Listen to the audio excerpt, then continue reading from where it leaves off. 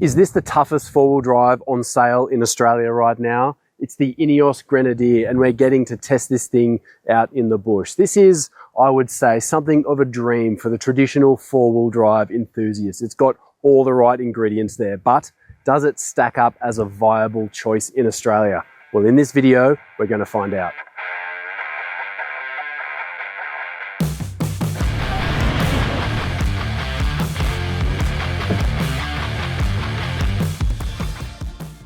So what makes this a traditional four-wheel driver's dream? Well, have a look underneath there. You've got a solid axle, and you've got solid axles front and rear actually. Coil springs all around, locking differentials, a full-time four-wheel drive system with a locking center diff as well. This car was designed ground up to be something of a unique offering, but also something of a traditional choice for four-wheel drivers. So it's something of a global car, this. It's designed and engineered in Austria, the same place they make the G-Class actually, but it's built in France. We've got a German engine under the bonnet. We've also got a German gearbox. The diffs, they're Italian. The transfer case actually comes from the States, and Ineos, it's a British brand. So you could call this a bit of a melting pot, I suppose. But what I want to find out is, does it actually work?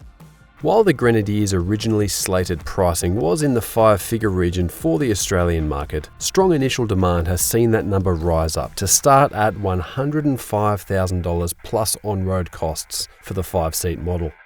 And while we've got the entry-level model here without the Trial Master or Field Master packs fitted, we do have plenty of options fitted, and there is a wide range to choose from, let me tell you. Some of the stuff we have here includes things like sterling silver paint, 17-inch alloy wheels, heated front seats, a centrally mounted compass and altimeter, auxiliary battery and lockable center storage bin. The rough pack, which is worth $4,105, adds in locking diffs front and rear as well as BF Goodrich KO2 all-terrain tyres.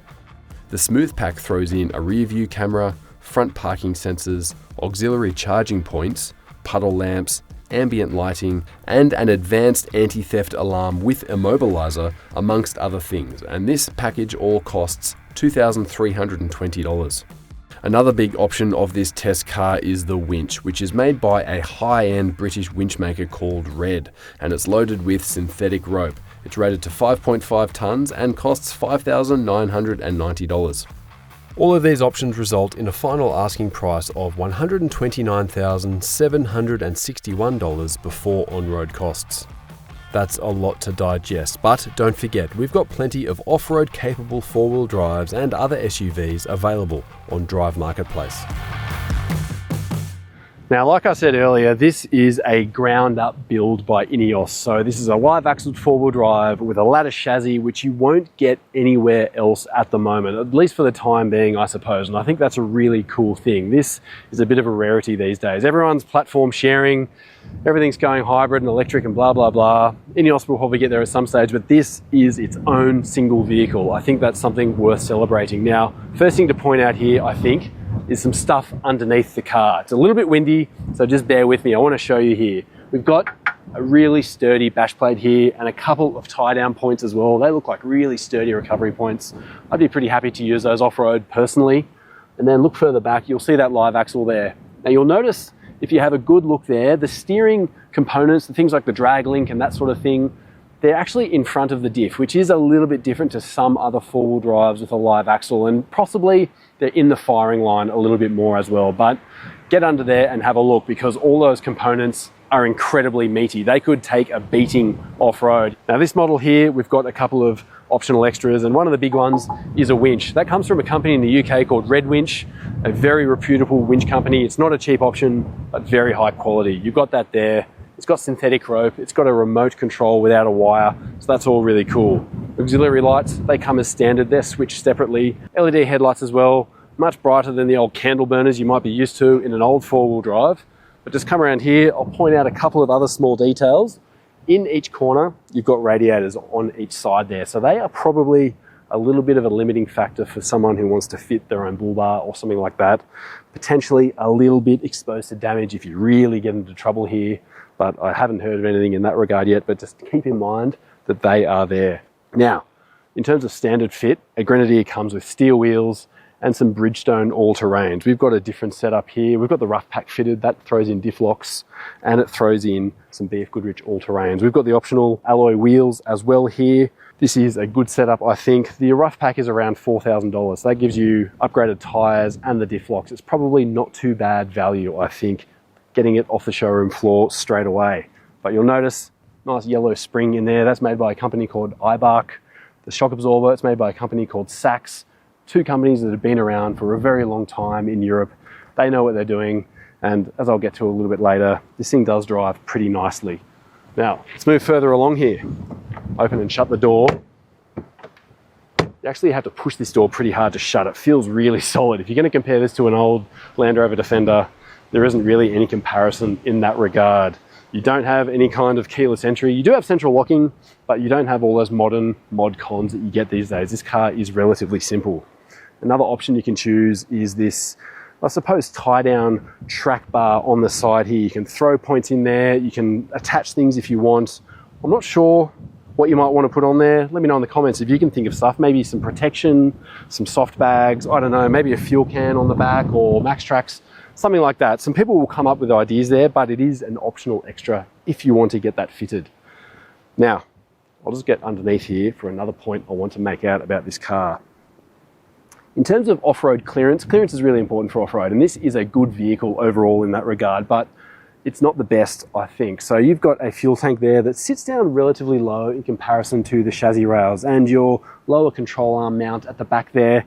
It's a bit of a similar story. Other vehicles have that control arm mounted a little bit higher up, and well, it's a nice flat control arm, which is a good thing for a four-wheel drive, but it's not that good for clearance. So I think it speaks to the positioning of this vehicle overall. Don't think it's a Wrangler competitor, a true rock crawler in that regard. This is more of a capable four-wheel drive, but also a long distance four-wheel drive as well. Something that's built heavy duty. So while these things might take a bit of a hit, that is a bit of a steel skin over the fuel tank, and that control arm mount looks pretty sturdy as well. So while it may take a hit, it looks like it's designed to take one as well.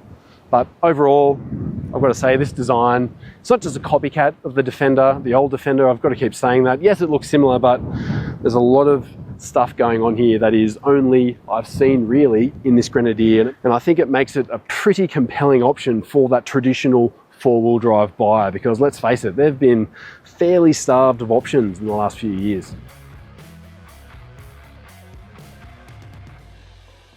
This is the interior of the Ineos Grenadier, and it's quite an interesting place to be. It's quite bespoke as well. The only thing that I can spot in here that comes from another place is this gear shifter. We've got a ZF 8-speed gearbox underneath. There's a BMW engine under the bonnet, and we do have a BMW gear shifter here, which is pinched from, well, any number of those vehicles. But other than that, this is all Ineos's own design and build. And I've got to say, it is pretty cool. Build quality, in terms of just doing this sort of thing, trying to grab stuff and shift it around, it feels as solid as a rock. And all of the controls are big and manual and tactile. Everything presses really nicely. There's no issue there, and you don't seem to get lost with what you need. I do like to see an actual volume dial as well hidden in amongst there. So that's easy to use in terms of turning the volume up and down, obviously. But a lot of the fun controls are actually up on the roof here. This is, everyone says it's like an aeroplane, which I totally get, but a lot of your off-road controls are up here. So we've got optional diff locks fitted.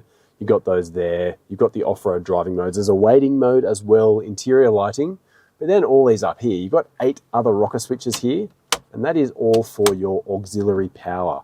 Now, this is a really cool thing for those people who want to go off-road and want this sort of stuff factory fitted, because in most cases, if you want things like power for your camp lights, winching, your fridge in the back, whatever it might be, it probably has to be done in the aftermarket. But here, it's all quality, it's easily accessed, and it's just got a bit of wow factor as well, I think. We've also got these little safari windows above the driver and the passenger up front. They're small, they kind of pop open like an old sunroof from back in the day, just to let a bit of cold air in or hot air out or whatever it might be. Yeah, they're pretty cool. Would I have them in my own if I was choosing one of these cars? I'm not so sure, but once again, it's got that wow factor about it inside here. But in terms of practicality, beyond the wowing, it's not too bad either. 2 cup holders here. You got a center console here, which isn't particularly big. Your power outlets are in there. You got 2 USB power outlets and a 12 volt. and that is lockable, which is kind of old school, I think. But no other storage here in this sort of bulky area. Room for bottles in the doors, a regular old glove box there as well.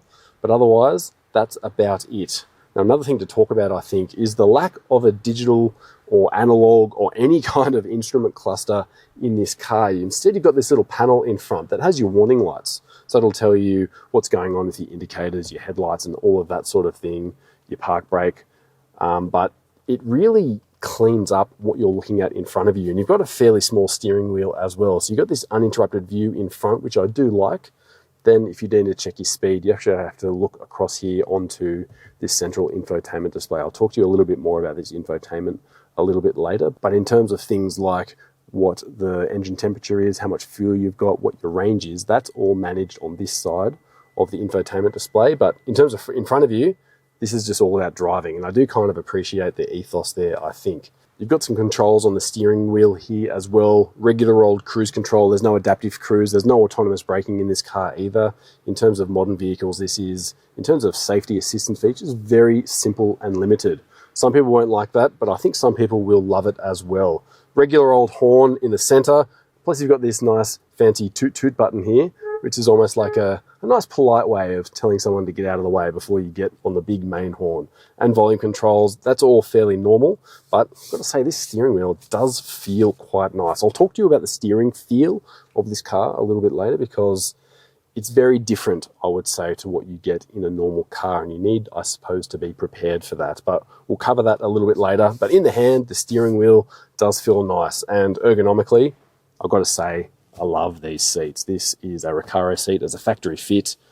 If you're weighing up the cost of this car in comparison to something like a 76 series Land Cruiser, which is significantly cheaper, factor in the cost of putting some decent seats in. You're probably going to spend about $5,000 on those. And these are nice seats. They are heated.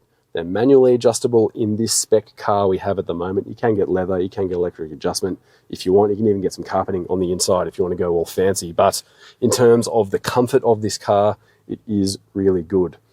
One more thing to talk about in terms of comfort is the driver's footwell in this car. This is a bit of a bone of contention for some drivers, I think, of this car.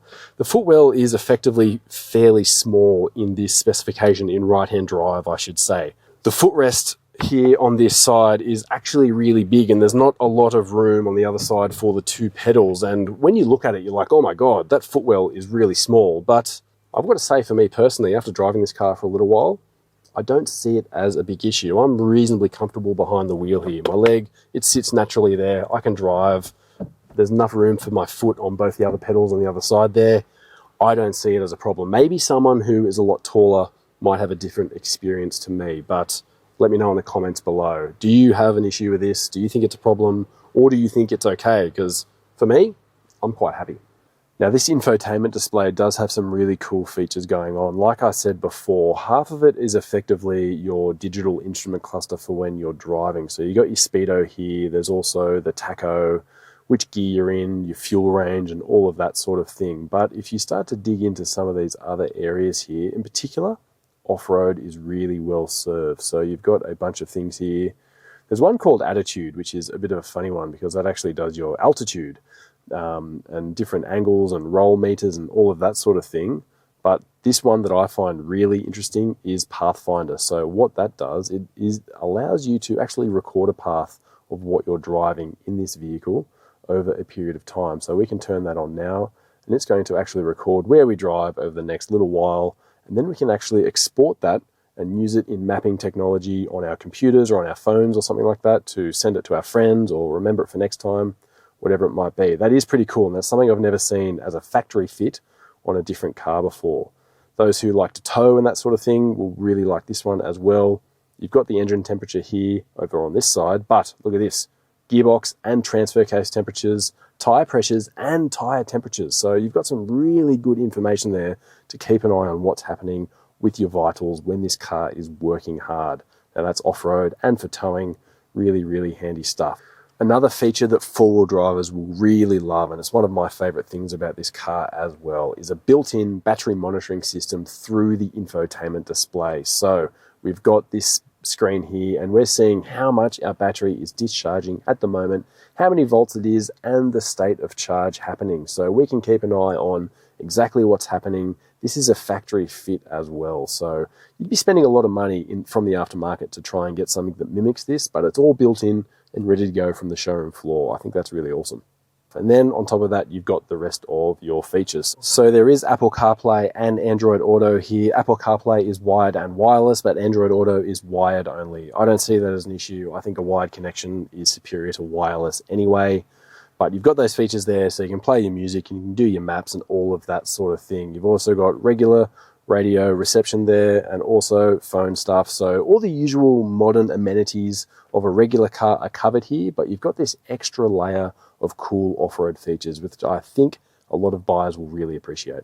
But I think some elements that really sum up the ethos of this car overall, there's 3 that I'm looking at the moment. Number 1, look at that. How often do you see that in a new car these days? No push button start here, press the button, put the key into a barrel to turn the car on. I actually kind of like that. It's got a little bit of manual engagement there that you kind of miss with most modern cars these days, and it's a little bit more simple. You don't have any kind of smart key for easy access. You do have to actually unlock it with remote central locking, but it doesn't do it automatically, so keep that in mind. Also, look at this.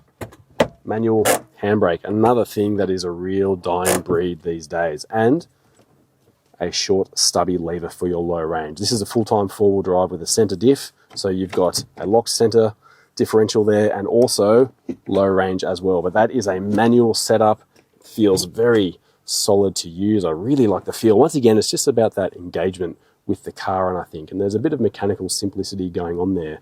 Although maybe a tiny little criticism, this sort of pool ball style thing on the top here feels a little bit plasticky to me in comparison to the rest of the car that feels really solid. That just feels maybe slightly flimsy. Now, before I show you the second row of this Grenadier, have a look at the hardware you've got underneath the back seat here. Now, this is a dual battery setup that we've got fitted in this Grenadier from the factory, and it's one thing really worth talking about, I think, in terms of the cost of the Grenadier, because this is not a cheap car. We're looking at about $130,000 as tested here, but run the numbers on how much it would cost you to install a quality aftermarket battery system in your own vehicle, and you're going to be making up a portion of that. So we've got a big old second battery here. It's vented even out to the atmosphere there. It's professionally installed. There's a battery controller here. Your fuse panel is over on the side here. That's all easily accessible. That's really good for diagnosis and that sort of thing out on the track here. But we've got some extra space as well if you want to add more stuff in the future. There's a little fuse panel here as well, which you could use for future additions if you need. But the one thing I really love about this car, aside from the cost, yes, it is expensive, but this is kind of the fit out that a lot of people would love to have as an aftermarket setup. I think the quality of the install, the location of it, it's low, it's central, all of those sorts of things, but it's done from the factory. So this is really cool, I think, and something worth considering. If you want to actually take this thing off-road and go camping, it's set and it's done and it's ready to go. But now, let's jump in the second row and see what it's like to actually sit in. Pop these down out of the way. Bit of a climb up in. Your kids might need a hand. But there we go. This is the second row of the Grenadier, and I'm getting Defender vibes in here already in comparison to the old Land Rover Defender, just because it's a high sitting position. You've got pretty good visibility actually coming from in front there, but in terms of legroom, it isn't too bad. I've got a fair amount of legroom here on offer. That's similar to, I would say, probably a big medium-sized SUV. Headroom is really good as well, and these seats are quite comfortable. You've got Recaros in the back here. Once again, they're not as bolstered as you get up front, but I think these are nice. The floor is nice and low. I've got USB power outlets there. I do have air vents as well, so that is a little bit of nice comfort for those long drives for people in the back. But I've got to say, I don't have too many complaints in the back here. Now, I have had kid seats fitted in the back. I even had a rearward facing seat here on this side, and I can tell you that you do fit comfortably in the front with that seat here, and you can actually fit 3 across the back using ISOFIX points on the outboard seats quite comfortably. So if you had a family of 5 and you wanted to buy one of these, yes, it is feasible and doable. I don't know about driving this thing in the city all the time. That could be a little bit more of a burden, but if you had to use this for family duties, you could definitely do it. But man, I've got to say, I don't mind this second row at all. Now, if you do enjoy these kinds of reviews with a bit of nitty-gritty detail for off-road vehicles, can you please subscribe to Drive on YouTube? Because from what I understand, a lot of you watching this video right now are not subscribed. And if you're watching it up to this point, I'm going to dare say that you like these videos and you probably want to watch the future ones we do. So hit subscribe, hit the bell button so you stay up to date with everything that we do for drive reviews. Off-road, on-road, performance cars, family cars, we cover everything. So hit that subscribe button. Now we've got the optional ladder installed on this Grenadier so everyone knows that you're an adventurer when you drive around the suburbs, but I'll just show you in the back here. Split barn doors, you've got this little one on the side. That's kind of handy for just chucking a few things into the back. Reach in there and open the other side. That's got a gas strut on it. It all feels like every door in this car really solid and heavy overall. We've got a few things in the back here because we are heading off-road, but just to show you the amount of boot space on offer. It really trades in height and width quite well. There is a lot of space in here overall, and it's all very heavy duty in terms of the materials and that sort of thing. You won't be damaging this too easily, I think, when you're using it in day-to-day stuff. You've also got a lot of really nice tie-down points. So there's 4 tie-down points on the floor, and there's also 2 on each side if you have to tie down taller things. There's a 12-volt outlet there as well if you want to chuck a fridge in the back or something like that. But I think this amount of space, it's pretty good. It's bigger than a 76 series, absolutely. I mean, a troop carrier is a bigger vehicle overall, so that's going to have more boot space, but I think this does work quite well as a 4-wheel drive wagon with comfort in the front row, second row, and still a pretty big amount of boot space. But that's enough talk, I think. Let's take this thing for a drive. While you can opt for diesel power in a Grenadier, which is the most popular choice in the Australian market, we've got petrol in this case. Both are a 3-litre 6-cylinder turbocharged unit from BMW, and we've got 210 kilowatts and 450 newton meters with this petrol powered engine. And if you opt for diesel, you're looking at 183 kilowatts and 550 newton meters. Both of these options run through a ZF 8-speed automatic gearbox along with a full-time 4-wheel drive system and a locking centre differential. And there's also a Tremec sourced low-range transfer case. Claimed fuel efficiency is 10.5 litres per 100 k's for the diesel and 12.6 litres per 100 for the petrol. In our case, with the petrol engine, we saw an average of around 14.5 litres per 100.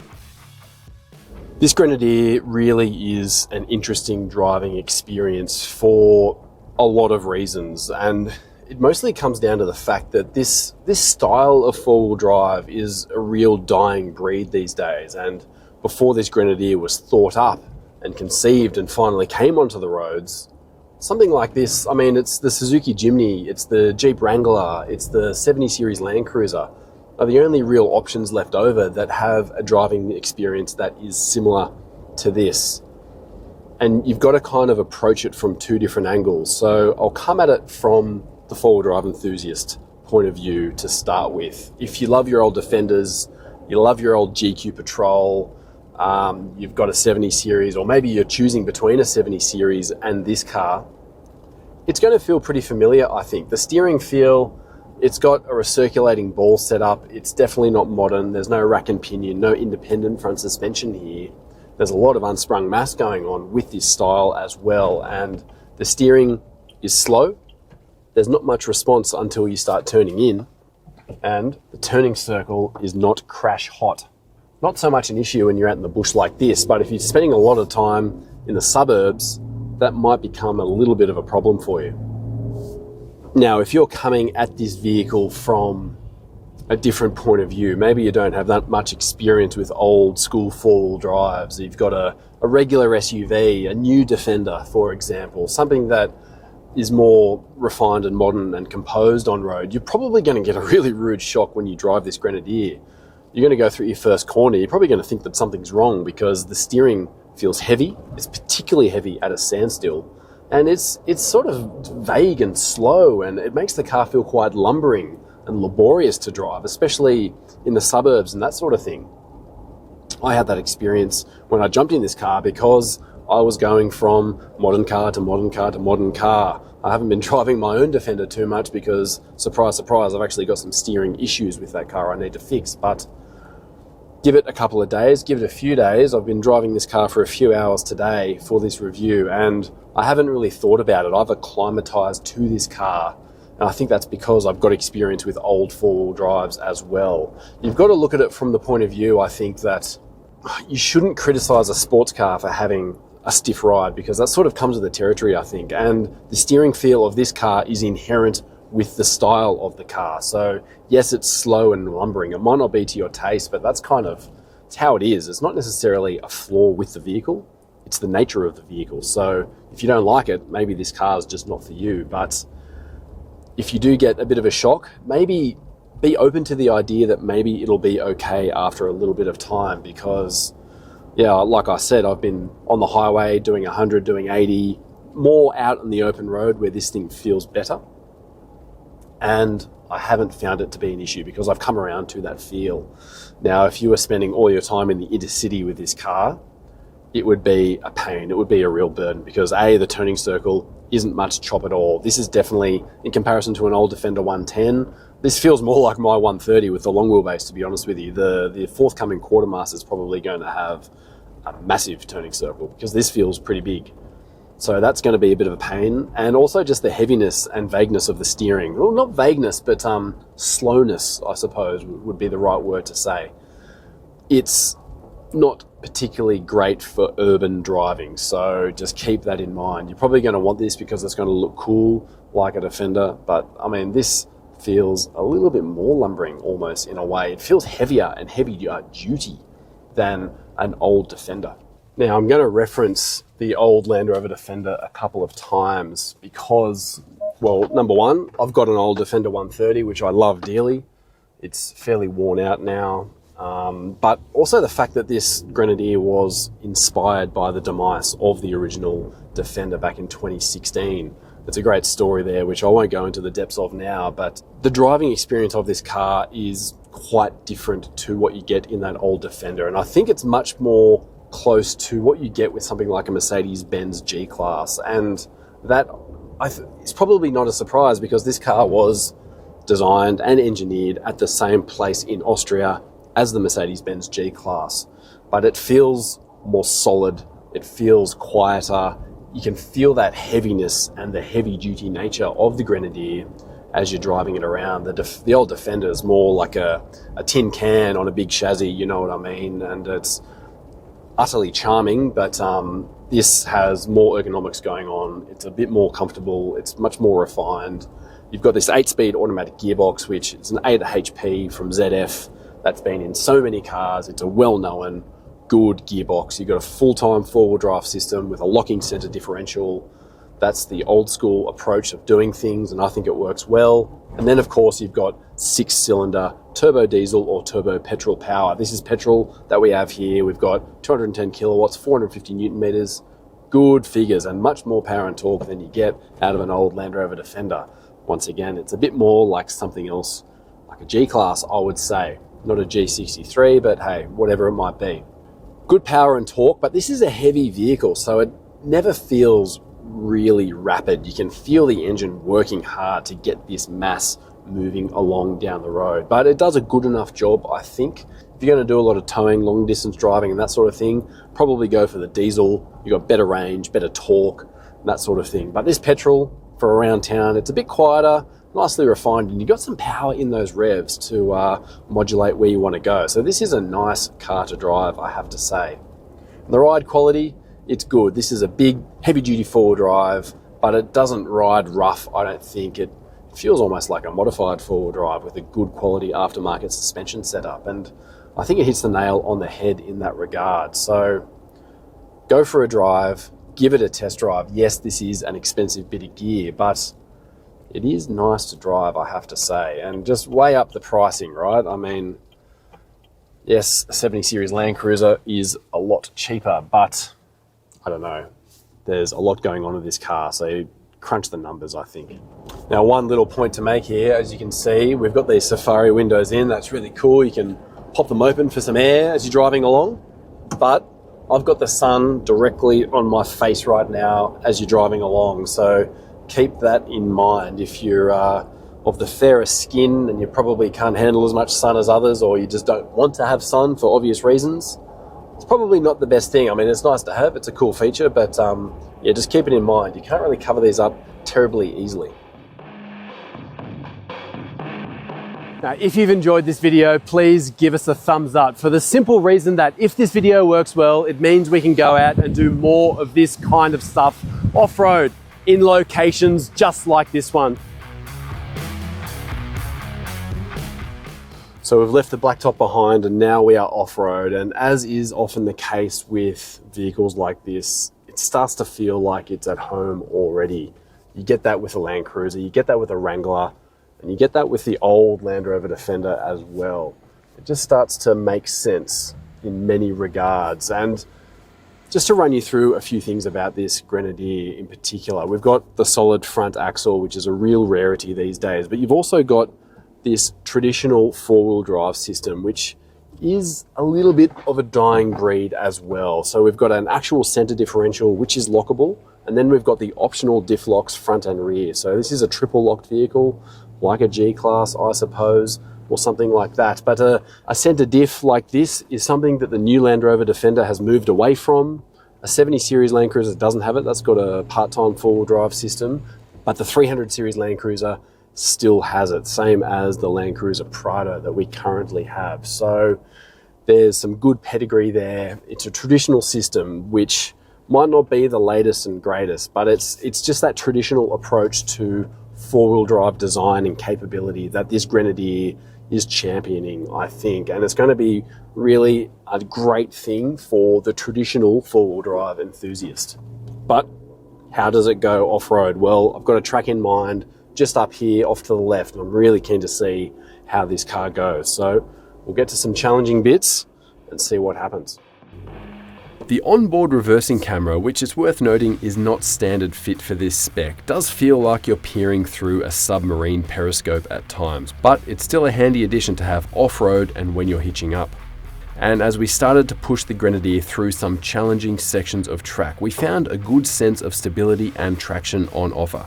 Twin diff locks always feel like a bit of a cheat code when you're off-road, and the high levels of grip available in this Grenadier paired well with the balance and progressive feel to the suspension articulation. Wheels didn't want to lift off the ground haphazardly, and I felt confident behind the wheel to push harder and harder. However, the amount of ground clearance on offer isn't particularly high here. Lower control arms at the rear and the fuel tank, both of which sit lower than the chassis rails, do touch down a little bit, and you'll see the front bash plate and the rear bash plate that protects the muffler do both come into contact with the ground a fair bit. The car did tend to slide well enough along the surfaces we were driving, and we didn't get hung up, but you don't have the same kind of clearance here that you get with something like a new Land Rover Defender, a Nissan Patrol, or the new Lexus GX 550. And there was a couple of times when you could feel the weight of this Grenadier on steep climbs in comparison to something that would be a few hundred kilos lighter. And I think this speaks overall to the strength of the Grenadier as being more of a heavy-duty off-road touring vehicle, which is plenty capable enough when you need it, rather than being an overall masterclass in terms of technical rough terrain supremacy. For those who want to do some remote area and long distance travel, the assured nature of this Grenadier on fast dirt roads and capability in the rough makes it feel like a really good fit. If you are looking for your own four-wheel drive to get out to places like this and put yourself to the test on some tracks, head over to the Drive marketplace and have a look, because there's loads of options on there from all different makes and models, new, used, ex-demo, and it's easy to navigate, so check it out. Now, to this Ineos Grenadier. Is it the toughest four-wheel drive out there? When I look at this vehicle and I have a look underneath, have a dig around, it's a seriously impressive bit of gear. It does come at the expense, however, of weight and payload. If you compare this car to the 76 series Land Cruiser, I see that as being the chief competition for the Grenadier. The 76 has a lot more payload going on, and it's a lighter vehicle, and that does have a lot of benefits on-road and off-road. And of course, it does come at a much, much lower price. And I'm going to be honest with you, I came in to driving this Grenadier thinking, how possibly could a vehicle that costs so much more than a 76 series make sense, right? It's such a big jump in price. Wouldn't you prefer to have all that money and a 70? instead of this, but my opinion has slowly changed the more I've spent time with this car. I look at things like the seats, I look at things like the second row comfort, the batteries under that second row, the infotainment display that is actually good and not rubbish, the interior that feels not like it's a bit of a parts bin special like the Land Cruiser does. Even though the 76 does come with an auto these days, 6 cylinders is always going to be better than 4 in my opinion, and this is a really nice driveline. So it's an expensive bit of gear, yes, but it's also a very special one. So run the numbers, price up a 70 with all of that gear added to it, and I dare say you won't be too far off the price of one of these. So provided that you don't exceed the payload, you're happy with the weight of this car, this is a very special bit of gear that could take you to every corner of Australia with plenty of capability and comfort built in. So I've got to give this thing a thumbs up. Now, one place I reckon where this Grenadier would be perfectly at home is out in the Simpson Desert. And if you want to see what that's like, check out this video up here. We do it in a Land Cruiser 300 series. It was an awesome time. One of the best things you can do, I reckon, in a four-wheel drive. So check that video out.